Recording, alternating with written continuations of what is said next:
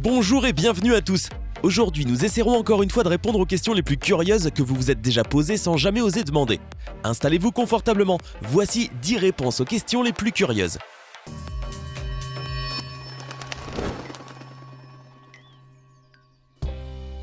Comment fonctionne le signal du Wi-Fi ? Le Wi-Fi est devenu une technologie essentielle et incontournable dans notre vie quotidienne. Wi-Fi ou Wi-Fi, comme le dit votre tante, est un mécanisme de connexion sans fil entre vos appareils. Il s'agit d'une sorte de rayonnement électromagnétique, non par le rayonnement qui vous transformera en Hulk, mais celui qui vous permettra de consulter votre Facebook pendant que vous allez aux toilettes. Votre fournisseur d'internet vous envoie le signal à travers un câble, qui est décodé par votre modem et envoyé sous forme d'ondes radio. En ce moment par exemple, ces ondes voyagent à partir de votre routeur ou modem jusqu'à votre appareil électronique, où un récepteur Wi-Fi transforme les ondes en informations et les interprète dans cette vidéo. En quelle année a commencé les traditions des décorations de Noël ? L'une des décorations les plus emblématiques de cette date, c'est bien sûr le sapin de Noël. Ce dernier est présent dans de nombreuses anciennes cultures, comme chez les Vikings et les Romains, qui célébraient les fêtes d'hiver en décorant leurs rues et leurs temples avec d'énormes pins. Le premier arbre de Noël proprement dit fut décoré par les Allemands au XVIe siècle. À la place de boules et d'ornements, ils étaient décorés de pommes, de noix et de bougies. Des bougies dans un arbre, cela ne semble pas très intelligent, me direz-vous. Heureusement, en 1895, on inventa les premières lampes électriques de Noël. De la même manière, les pommes furent remplacées par des décorations en verre soufflé qui sont aujourd'hui les boules que l'on met sur les sapins de Noël. Comment est déterminée la date de péremption ? Les responsables chargés de déterminer ce délai sont les fabricants qui doivent garantir que les aliments qu'ils vendent sont sûrs. Pour cela, ils doivent définir une durée de conservation maximale appelée durée de conservation. Certains aliments ont une date de péremption de plusieurs mois, tandis que d'autres n'ont que quelques jours. La longueur de la durée de conservation dépend des caractéristiques des aliments et des techniques de conservation. Un produit emballé sous vide ne durera pas aussi longtemps qu'un autre emballé dans une bouteille en plastique.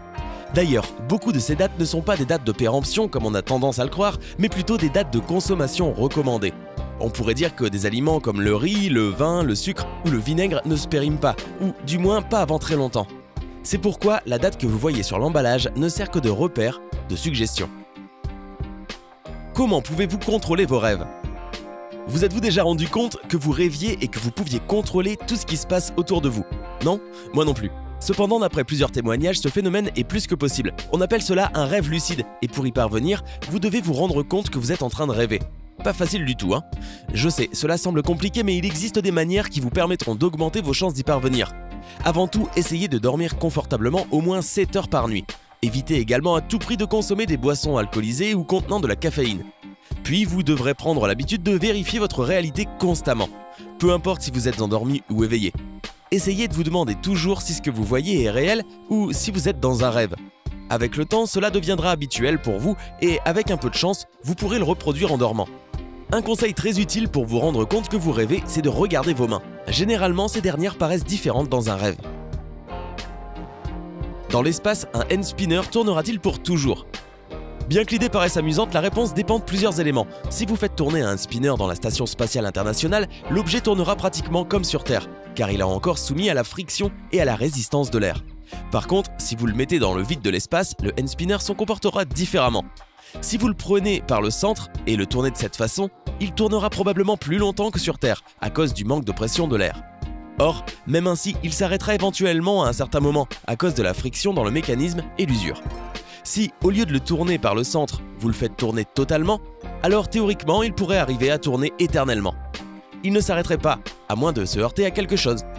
D'ailleurs, cela n'arrive pas seulement avec les hand spinners. La même chose pourrait se produire avec pratiquement n'importe quel objet. Si vous lancez un dé ou si vous tirez une balle dans l'espace, ils continueront à avancer à l'infini à une vitesse constante, à moins qu'à nouveau, ils ne heurtent quelque chose. Pourquoi aimons-nous ressentir la peur ? Que ce soit en regardant des films d'horreur, en montant dans des manèges extrêmes de parcs d'attractions ou en entrant dans des maisons hantées, beaucoup de gens sont fascinés par la sensation de peur. Pourquoi cela nous plaît-il ? Et qu'y a-t-il de si amusant dans la sensation de peur ? Il existe une explication physiologique permettant de comprendre pourquoi nous aimons cela. Lorsque nous ressentons la peur, notre corps se prépare en libérant des substances chimiques, comme l'adrénaline, qui affectent le fonctionnement de notre corps et de notre cerveau, ce qui nous donne plus d'énergie et nous permet de moins ressentir la douleur.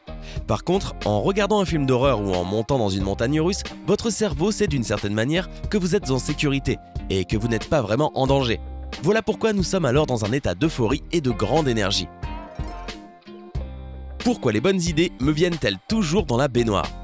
Cela nous est tous arrivé. Nous sommes toute la journée tracassés par un problème que nous ne pouvons résoudre et comme par magie, nous trouvons une solution sous la douche. Si vous avez de la chance, vous pouvez même peut-être y découvrir le sens de la vie. Qu'est-ce que le bain a et qui fait de nous des génies? La réponse, c'est la monotonie. De nombreuses études ont révélé que c'est en faisant des activités monotones comme marcher, pêcher, faire de l'exercice ou se baigner que nous devenons plus créatifs. Durant ces activités, nous sommes en mode pilote automatique. Notre cerveau se détend alors, ce qui lui permet d'explorer de nouvelles idées et de développer sa créativité. Lorsque vous avez un problème à résoudre, prenez donc un bain tranquillement. À quoi ressemblerait un miroir devant un autre? À première vue, la question ne semble pas extraordinaire. Pourtant, la réponse est assez fascinante. Lorsque vous placez quelques miroirs de face, ces derniers reflètent une série d'images de plus en plus petites qui créent l'illusion qu'elles continuent à l'infini. On appelle cela un miroir infini. Si son apparence vous intrigue, vous devriez vérifier l'exposition des miroirs infinis de Yayoi Kusama, qui crée ses œuvres d'art infini. Certaines installations sont tellement grandes que vous pouvez vous mettre dedans, alors que vous ne pouvez voir d'autres que par un petit trou seulement. C'est assez impressionnant, ne trouvez-vous pas? Comment fonctionnent les radars de vitesse?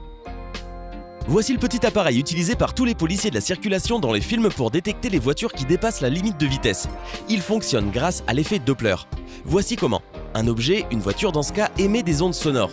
Au fur et à mesure qu'elle avance, ces dernières s'accumulent dans la direction vers laquelle elle roule et se dispersent vers la direction d'où elle est venue. En termes simples, les armes détectent ce changement dans la fréquence des ondes et après de nombreux calculs mathématiques, ils peuvent déterminer la vitesse d'une voiture, d'un ballon ou même d'une personne. Pourquoi nos veines paraissent-elles bleues? Regardez vos bras, vos poignets en particulier. Dites-moi, de quelle couleur sont-ils? Certainement d'un ton bleu, vert ou même violet. Certains diront que c'est parce que votre sang ou vos veines sont bleues. Faux! Votre sang, vos veines et vos artères sont rouges, je vous l'assure. Vous n'avez pas besoin de le vérifier. Cet étrange phénomène est dû à notre peau qui reflète plus la lumière bleue que la rouge. Par conséquent, les parois minces du tissu musculaire paraissent plus bleues que rouges. Pourquoi utilise-t-on la couleur verte pour créer les effets spéciaux dans les films? L'incrustation est une technique audiovisuelle utilisée aussi bien dans le cinéma, la télévision et la photographie. Il consiste à extraire une couleur de l'image, généralement le vert ou le bleu, et à remplacer la zone occupée par cette couleur par une autre image ou vidéo. Ce procédé est largement utilisé dans les films de science-fiction comme Star Wars ou les films fantastiques comme Le Seigneur des Anneaux. Techniquement, vous pourriez utiliser n'importe quelle couleur pour ajouter les effets spéciaux. La plus utilisée est le vert car les capteurs d'images présents dans les caméras numériques sont plus sensibles à cette couleur. Pourquoi les femmes perdent-elles moins leurs cheveux que les hommes? La hantise de tout homme en ce bas monde, perdre ses cheveux. Comme quoi l'histoire de Samson, puisant sa force et sa virilité dans sa chevelure, est toujours bien présent dans l'inconscient masculin. Mais pourquoi ce mâle touche massivement la jante masculine? La responsable n'est autre que l'hormone mâle dihydrotestostérone ou DHT. Elle favorise la croissance des cheveux, sachant que dans une vie les cheveux repoussent 30 fois, les hommes ont vite dépassé leur quota contrairement aux femmes. Pourquoi les lettres des claviers sont-elles disposées autrement que par ordre alphabétique? La plupart d'entre nous ignorent la réponse à cette question, même si on tape sur un clavier tous les jours.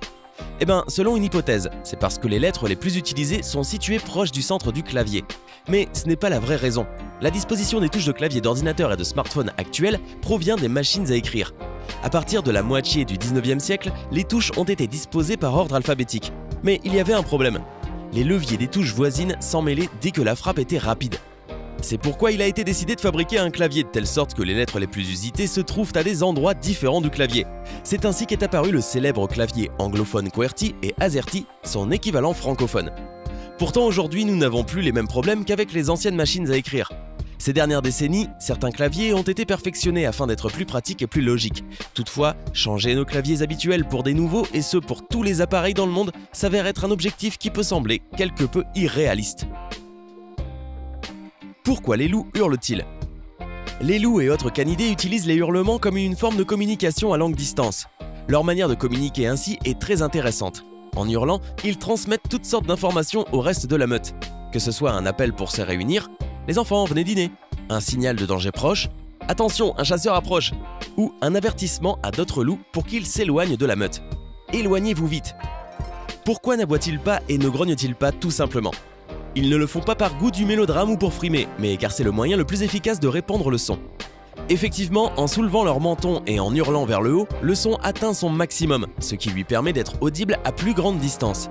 Allez, essayez. Si vous sortez de chez vous et criez simplement vers l'avant, vos voisins vous entendront peut-être.